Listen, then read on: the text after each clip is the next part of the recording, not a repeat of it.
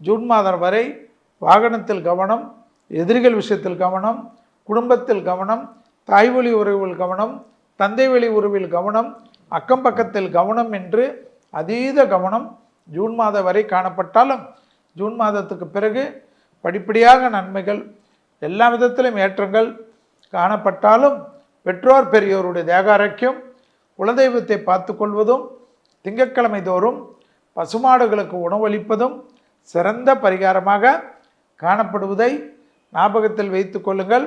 பசுமாடுகளுக்கு அகத்திக்கீரையை தவிர உணவு கொடுக்க யோக பலத்தை அதிகமாக பெறக்கூடிய ராசிகளில் விருச்சிக ராசிக்காரர்கள் வருவார்கள் என்பதை ஞாபகத்தில் வைத்து கொள்ளுங்கள். விருச்சிக ராசிக்காரர்களுக்கு தனிப்பட்ட முறையில் எல்லாவித நன்மையும் எல்லாவித சந்தோஷமும் 2026ஆம் ஆண்டு பெறக்கூடிய ராசிகளில் விருச்சிகம் ஜம் என்று வரும். அதை சரியாக பயன்படுத்தி கொள்வது உங்களுடைய சாமர்த்தியம்.